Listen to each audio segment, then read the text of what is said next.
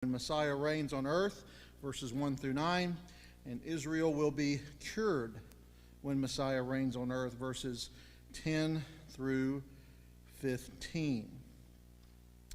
Have you ever found yourself in a situation where you needed to be rescued?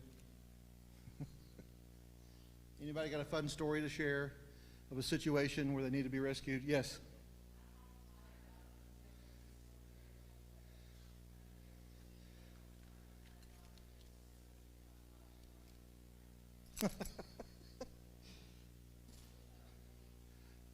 Good. Anyone else got a story when they needed to be rescued? It's kind of a nice little ambiance while you're waiting to be rescued, isn't it? Listening to the marching band of DB.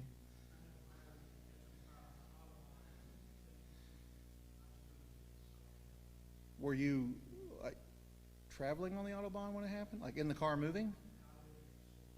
Like at an incredibly high rate of speed? Okay. Yeah.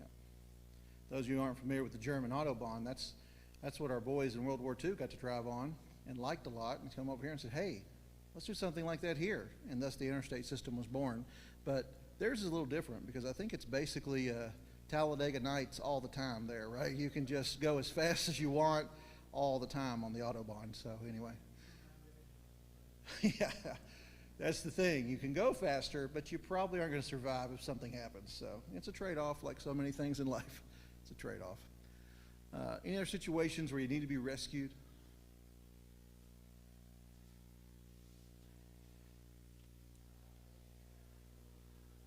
At what? Central?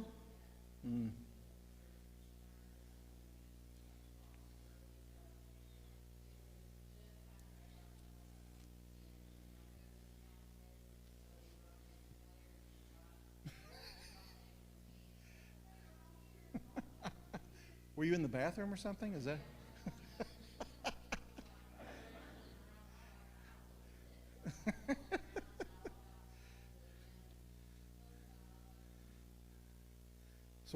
So who got you? Did they turn around eventually?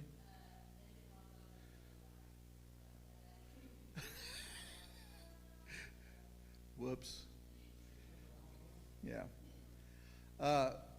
We were fishing on Douglas Lake. That was the lake I kind of grew up fishing every spring. Anybody familiar with that lake? Fished it before? It's a perfect crappie lake. It is like the premier East Tennessee crappie lake. You know, it's what we grew up fishing. That's why we go there. Bush's Baked Beans has a facility there. Sometimes you can smell the baked beans cooking on Douglas Lake there. People come from Knoxville and the Tri-Cities to fish it. Not very far from Sevierville and Gatlinburg, Pigeon Forge area. There are coves, little coves, just like all the lakes in East Tennessee here, that are off of there. Storms will sometimes pop up. And white capping's all fun at the ocean and the beach. White capping's not fun on Douglas Lake, right? If waves are beginning to white cap on Douglas Lake, that's a tremendous problem. And this is not my personal story, but my uncle and my dad and all them, they were fishing back in this hollow that we went to a lot to fish, and they had no idea that there was a storm had kicked up and that the wind had caused the main channel to white cap, and they had actually called the authorities and had brought in boats to rescue. They thought the boat had sank. And finally they came out, but they had to sort of leave the front of the boat up. You know, if you're familiar with driving a boat, you know they couldn't plane it off because it was not a pontoon boat. It was like a tri-hull boat, and if you were to plane it off, the waves would come over the top and sink the vessel. So they had to leave it planed up. And there was a minnow bucket up front, and my grandpa said to my uncle, Jeff, run up there and get that minnow bucket. He said, bump that minnow bucket. I'm staying right here, you know. Ain't no way I'm going up there risking my life for a $10 minnow bucket, you know. So, but they made it. But they were almost in need of rescue. Here's what we find Israel in this position. They are in need of rescue tonight, right? We have seen this already developing the first 3 chapters where he went right into judgment. Now, we know that the Medes, the Persians, are going to invade. They're going to take captive Israel, and they're going to need someone to rescue them, not just physically and politically. They will need someone to rescue them spiritually as well. And that's what the promises that we're going to look at tonight in Micah chapter 5 are going to center around, is a rescuer who will coming. And when he comes and reigns on earth, Israel will finally be restored, and she will be cured. Let's look at this together. Verses 1 through 9. Now muster your troops, O daughter of troops. Siege is laid against us. With a rod they strike the judge of Israel on the cheek. You, O Bethlehem, Ephraite, who are little to be among the clans of Judah, from you shall one come forth for me, who is to be ruler in Israel, whose coming forth is from of old, from ancient days. All right, let's unpack these first two verses. All right, verse 5. Let's begin with this. It's a strange sort of phrasing to our ears to hear it say, now muster your troops, O daughters of troops. We don't really talk that way. We don't hear phraseology that way. What is the prophet pointing to? Well, it's an issue of this. What is it that the people of Israel are trusting in? What are they trusting in? We see so many times in Jesus' ministry, when people come to him with a question, he sees through the question and sees right to the heart of a situation with the person he's dealing with. He sees what they truly trust and what they truly put their faith in, right? When the rich young ruler came to Jesus, what did he ask him? Who remembers? He said, what? That's the answer Jesus gave him, but what was the question the rich young ruler gave? Yeah. What do I do to have eternal life, right? So he's, it seems like an innocent enough question, but Jesus sees there's a hurdle there. And then you gave the answer, Julie. What did Jesus say was the answer to that? Yeah, that's right. Sell all your stuff. So that obviously means every Christian everywhere, as soon as they get saved, should sell everything they have, live in poverty, and give it all to the Lord and to the poor, right? No, of course not. Why did Jesus tell this rich young ruler to sell his stuff? Because his faith and his trust and his security was found in his riches. In this verse, what would you say God is looking at the heart and Israel is trusting in? Military strength. Oh, that doesn't sound familiar at all, does it? Do we lean a little too much on military strength as 21st century Americans? Let's be honest. Let me ask you this question, especially for the veterans. I think we can say with clarity that we had a decisive victory in World War II. We actually have a day and a memorial from that. But how many conflicts have we been engaged in since World War II? How many? Let's just name some of them. Veterans Day is coming up here. We were engaged in Korea, Vietnam. All right, first of all, let's stop for just a second. Who won Vietnam? Draw? I mean, who won Korea? It was very similar, wasn't it? It wasn't quite like there was a D-Day, right? It wasn't like VE Day, Victory Day in World War II. Yeah, and we won, I would say Desert Storm, we had a more decisive victory, but yeah. We would, but, I hate what happened in Vietnam. I feel like it got kind of lost in the shuffle of politics, and unfortunately, many of our veterans that came back from that did not enjoy the thanks that they were really indebted and needed, so anyhow. All right, the problem here, though, Israel is trusting in military strength more. Send your troops out, right? With the rod, they strike the judge of Israel on the cheek. And so this military will be able to handle their military no problem. God has raised the Medes and the Persians up to dismantle and defeat their army. What is God doing here in this verse? This seems harsh and hard, doesn't it? Doesn't it seem hard for God to blow a decisive loss, a military loss to his people? That sounds hard, doesn't it? It feels hard. But here's something that we learn from this, right? Sometimes you must wound in order to heal, right? God must inflict a wounding before you are able to heal. I was just sharing, you all missed it. We had a great conversation about feet before the rest of you got in here. And one of the things that Chris's doctor and I, we have the same foot doctor, don't we, Chris? So he's a nice guy, isn't he? He's nice to Chris anyway. He's a nice guy. I had been dealing with an ingrown toenail for 4 or 5 years, and I used to make fun of people that would ask for prayer for ingrown toenails, and I think God probably inflicted that on me, so I'd be taught a lesson learned the hard way. Finally had to have mine completely removed, which was painful and which was not fun. But now, a year later, it is healed, right?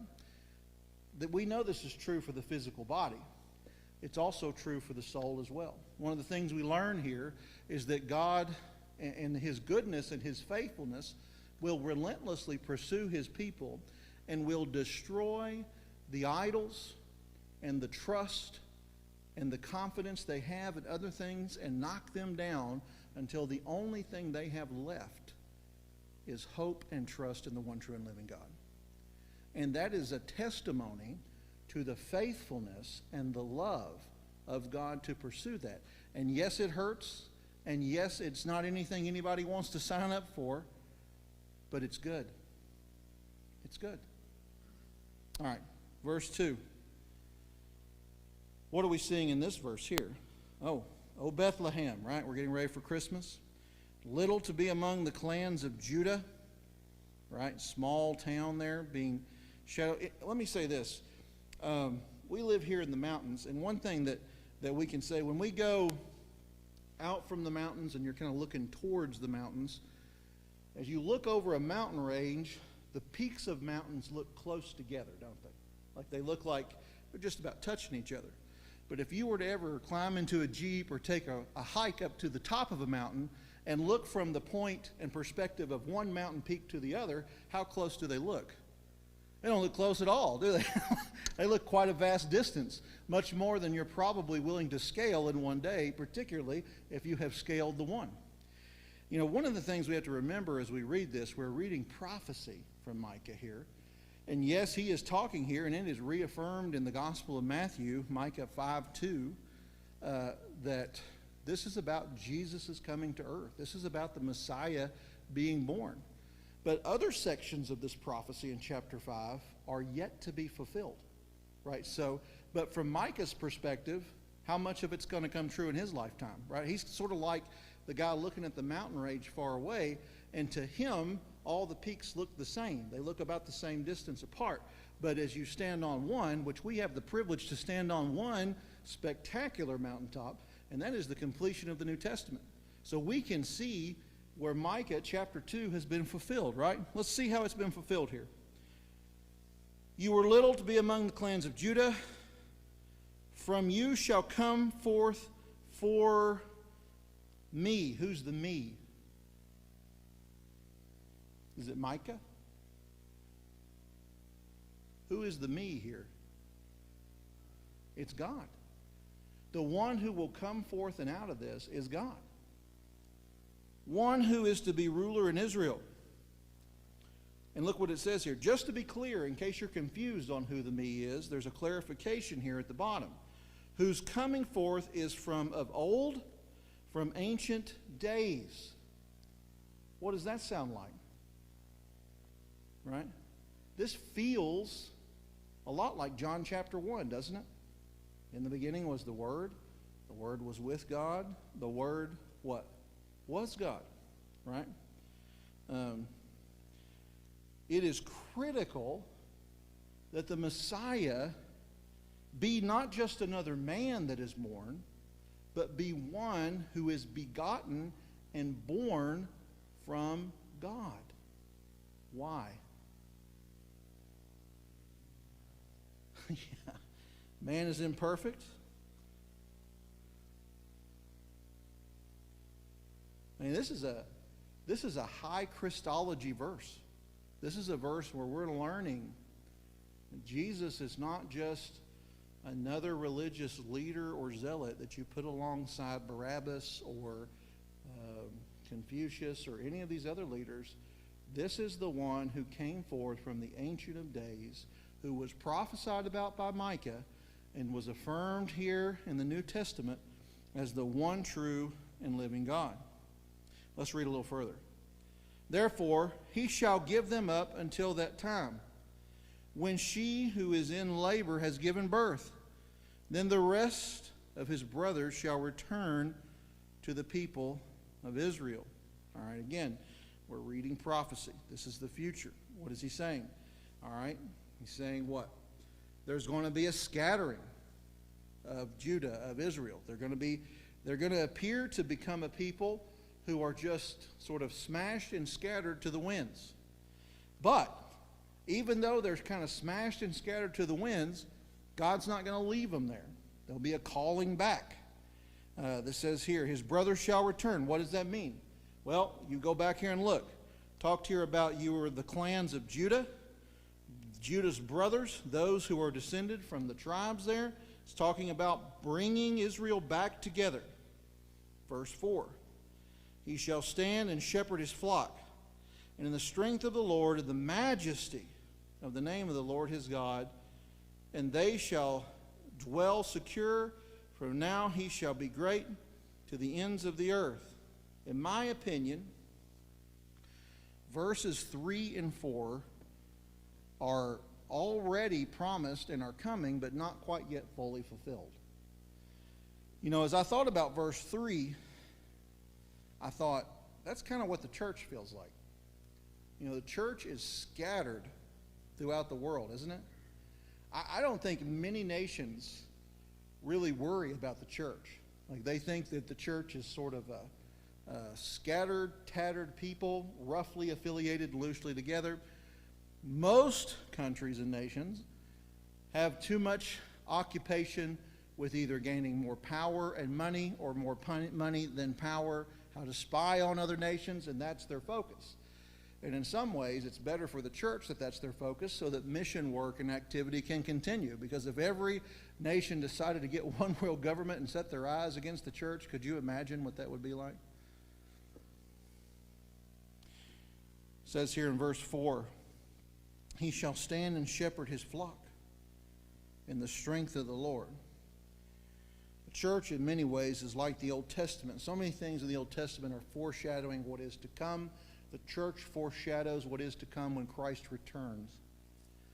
Here in the church, I know that we have had in the past authors who wrote things like democracy of the saints. Why do we need democracy in the church? Is Jesus king in the church, or is he not? What are we going to vote on? Whether we're going to follow Jesus or not? I don't want to be part of a vote like that. The vote is just, yes, we'll do what he says. The church should be what? It should really be a theocracy, shouldn't it? Jesus should reign supreme in the church. There should be no discussion about whether or not we will follow the Great Commission and the Great Commandments. It's a foreshadowing of a day that will come in the future, when Jesus Christ will return, and he will reign from what? He will reign from Jerusalem, right? We're seeing a foreshadow here, right? Those mountain peaks. See, we see the one. We're standing on the one. We see the birth of Christ in Bethlehem, how he came. We're seeing a picture here now of another peak that is to come in the future. He will stand and shepherd his flock. Really, there's only one true shepherd, right? Even me, as a shepherd, I'm just an under-shepherd for Christ, right? I'm just a sheep who puts on a shepherd's garment and then takes it off when I go home at night, right? Jesus is the one true shepherd, and he will shepherd his people. There is quite a bit of comfort that comes with that. I like learning about sheep farmers just because I'm not a farmer. I was telling Janice today, I don't even know the difference between hay and straw. I'm terrible. I'd be a terrible farmer. I don't know anything about it. I like to learn, particularly about sheep, because there's so many analogies. In the Old Testament, how many leaders were shepherds before they were leaders in the Bible, right? So many times over and over again, right? David, we find him herding sheep. Even King Saul, who was a debatable figure, is found to be a shepherd in the Old Testament. It seemed to be good training grounds. The sheep need to be led, right? I've seen videos. I've seen a sheep. This one video I was watching. At nighttime, I like to watch videos about animals. It like helps relax my brain. I know it's weird, but it helps me. I watched this one video of a sheep. He had like fallen in a crack. I don't know if it's a male or female. This sheep had fallen in a crack. These two farmers had pulled it out. The crack went on up another 15, 20 feet. It jumped over here, jumped over there, and jumped right back in the crack it just jumped out of. I mean, just boom, boom, bam. And I thought, boy, if that ain't us in the church, I don't know what is right there. That is a picture of God pulls us out of a situation we've just gotten ourselves into, and what do? Prance, back right into the same hole that we were just pulled out of.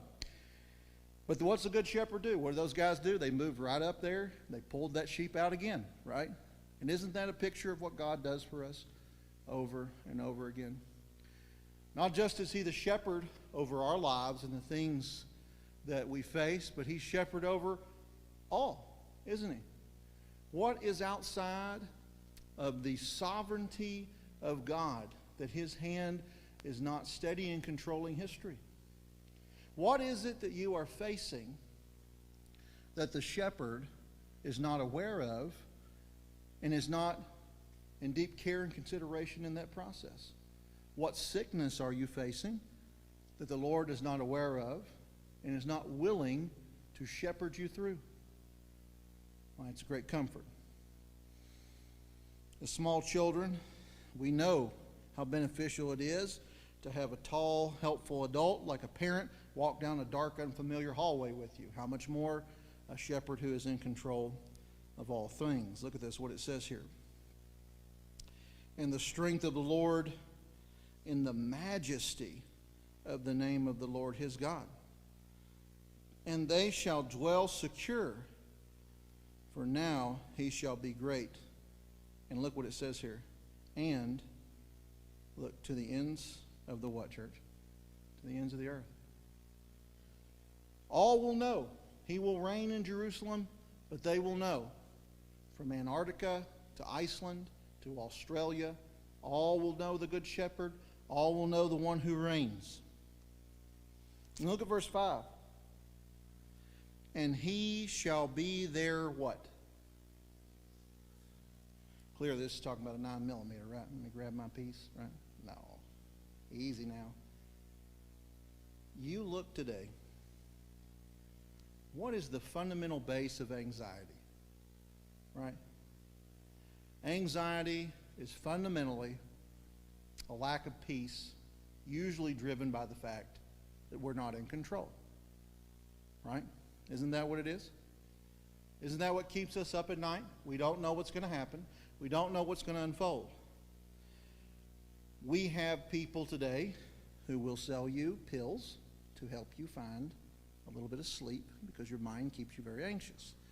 I'm not saying at times pills are not needed and warranted for mental health conditions. I'm not talking about that. I'm talking about people who have turned away from the Lord.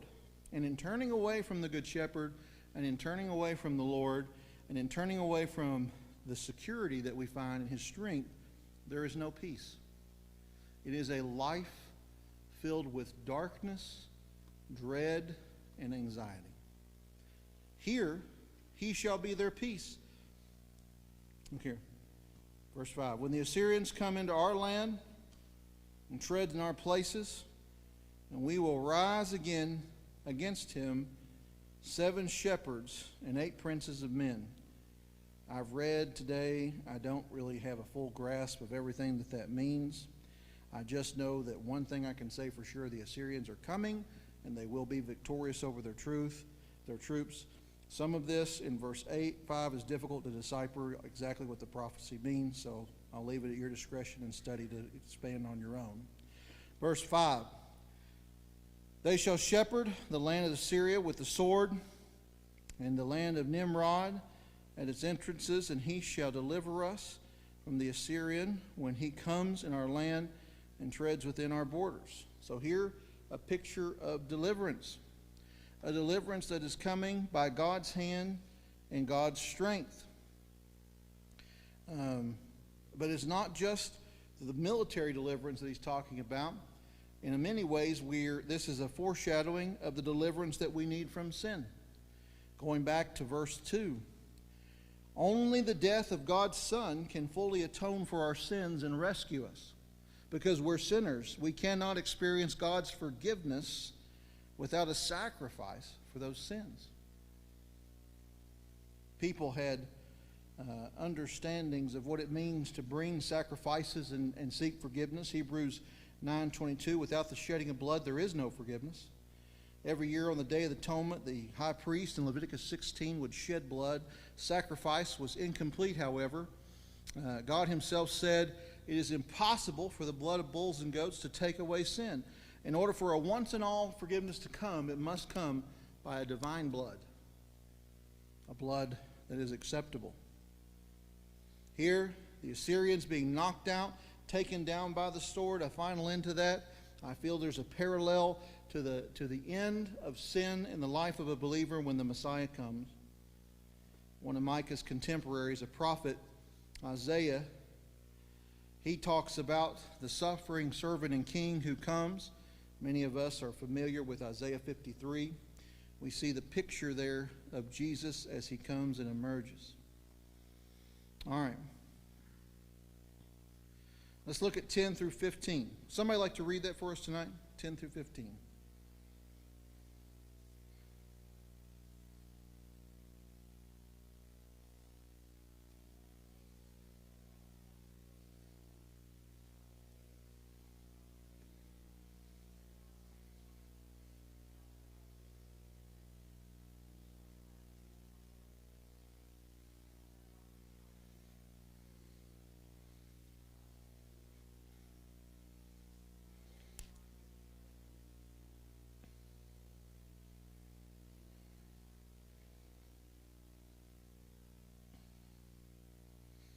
All right, thank you.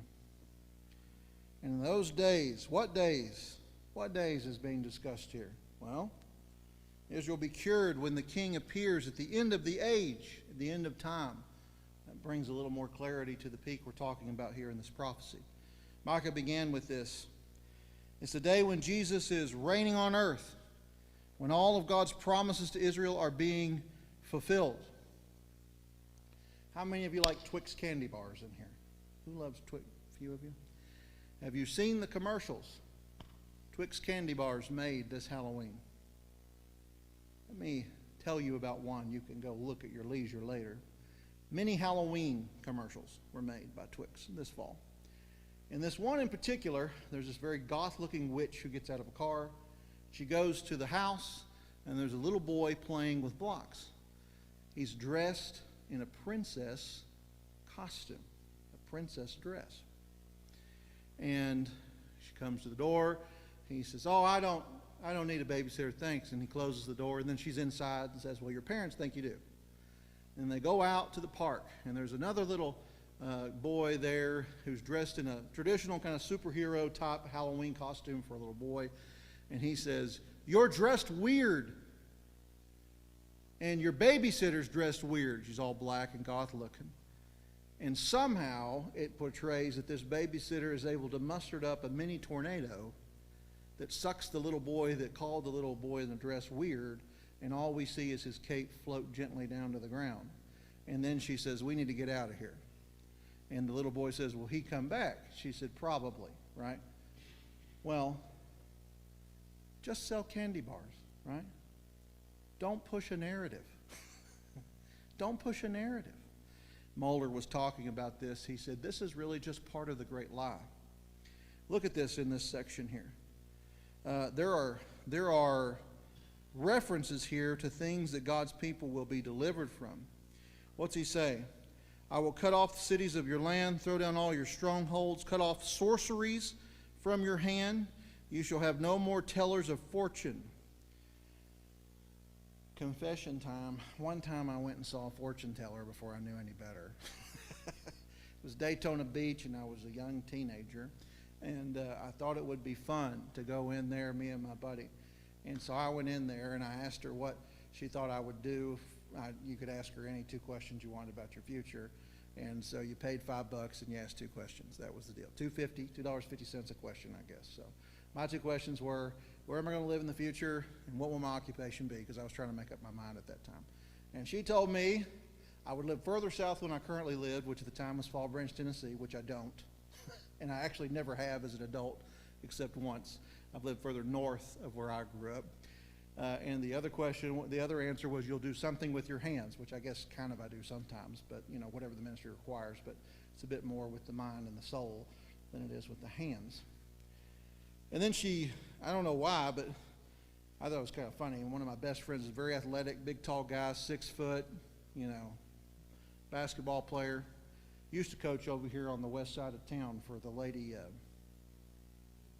Happy Valley Lady Warriors, right? So grabbed him by the arms, her eyes got real big and said, but you will be gunned down in a major city one day. Scared him to death. By the way, he's never been gunned down in a major city, but I keep waiting to see if her prophecy comes forth, right? We don't necessarily go to see fortune tellers as God's people, at least I hope not. But I have noticed on different social media platforms, this kind of stuff's readily available and going on. People are paying money online to have tarot card readings. Yes? Yeah, psychics, people advertising themselves as psychics all the time. And what's happening here, it's all part of a big lie, right? It's twisting the reality, the fabric of reality. And what is God saying? He will cut this off in the future. That when the Messiah comes, all this nonsense will be over. Fortune telling will be over. The great lie of confusing children as to where they should go to the restroom or what clothing they should wear, those lies will be ended. That he will cut the people off from these type of things. I will cut off your carved images, your pillars from among you. The Ashtaroths that they would worship, the things that they had put their trust in, they had put their faith in, that they had adopted as ritualistic, God will cut them off and throw them down. It very much resembles how we open here. As we're going out of this chapter, it's very similar to the first, right? As we entered in, we find Israel trusting primarily in military strength and might. As we go out here, we find if they don't trust in that, they're trusting in their horses, they're trusting in their chariots. That's still military type language. They're trusting in their cities, their strong, powerful, innovative cities. They're trusting in the strongholds that they have built. They're trusting in sorcerers and tarot card readers, people to give them prophecy that they want to hear. They're trusting in graven images that have been made, pillars that have been put up there. They're trusting in all of these things. And God here is saying, I love you too much to let you run off into these lie after lie after lie, and I will faithfully, systematically crush and destroy them because I am relentless and I am faithful, especially when you are not. Well, he says here, I will root out the Asherah images from among you and destroy your cities. And in anger and wrath, I will execute vengeance on the nations that did not obey. There is certainly a sense in which we are responsible for our own sin. There is no question about it. But verses like 15 seem to make it clear that nations of people, there is a collective sin of sorts. That God is patient with nations, but his patience is one thing that does eventually run out. I oftentimes think about our own nation, the nation that I love, right? Remember what I told you Sunday about Zwingli the Reformer? One of the things I liked about him is he loved the fact that God made him, and that God made him Swiss. And he would talk about that. He loved his people. He loved his nation. There is collective sin, I hear people constantly arguing about socialism and capitalism. The reality is, in some ways, we in America are some sort of a hybrid of the two. We're not fully socialistic. We're not really fully capitalistic in some ways. Federal parks and things like that are socialistic in concept and construction. But here's what we learn. If you give people an opportunity to be greedy in a socialist culture, they'll be greedy. If you give people an opportunity to be greedy in a capitalistic culture, guess what they'll do? They'll be greedy. You give people the chance to grab power and lord it over people in a socialist culture, guess what they'll do? They'll lord that power over people in a socialist culture. And if you give people the chance to have power over people in a capitalistic culture, guess what they'll do? They'll lord that power over people in a capitalistic culture too. Because the problem's not the system. The problem is the human heart.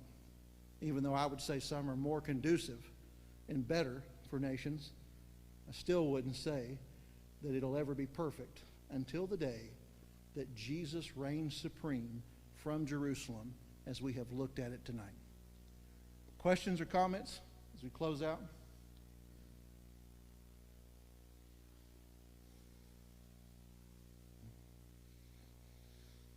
All right, let's turn our attention and thoughts to prayer.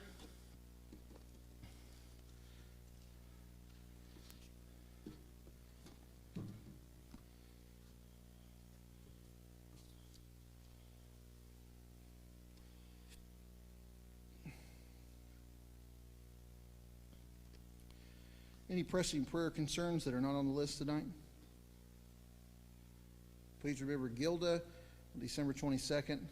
Looks like, assuming everything goes well up to that, going to be having neck surgery. So,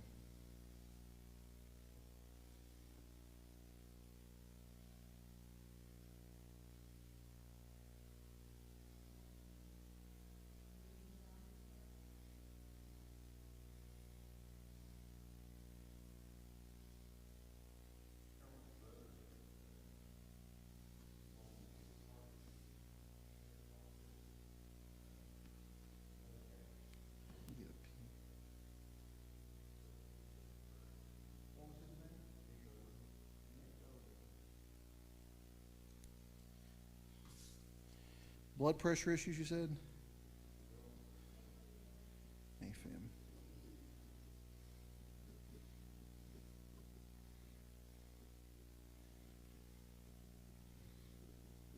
Any others?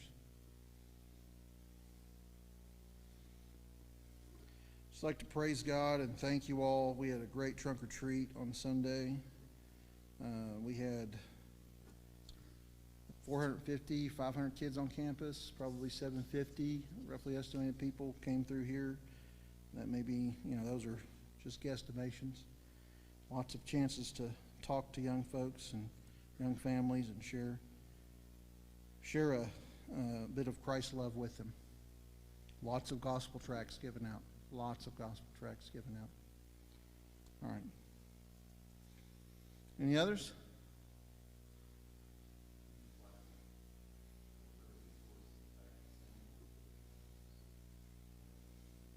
That's right. Little Samuel Ferguson came to Christ. We'll be getting baptized Sunday morning. Me and Sam are going to double team him in there. So, yeah, he will. They'll be right down in there. He'll be getting a foot washing for free.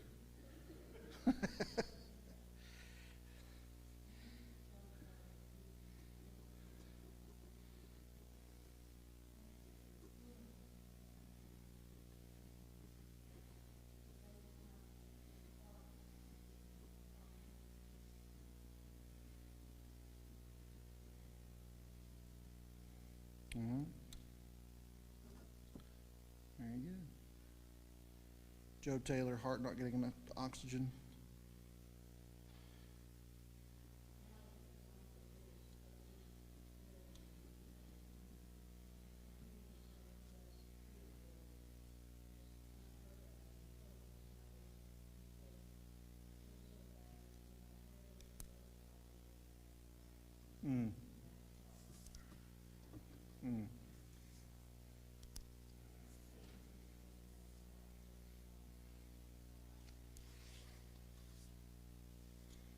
All right.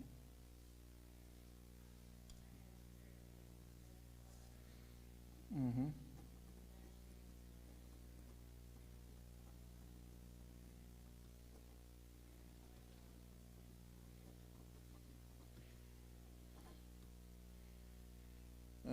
I have one.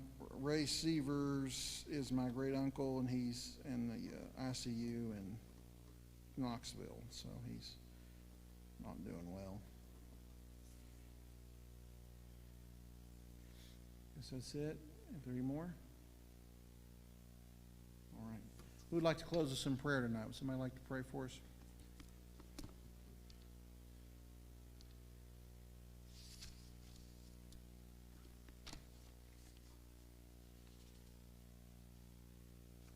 Jerry, you want to? Is that okay?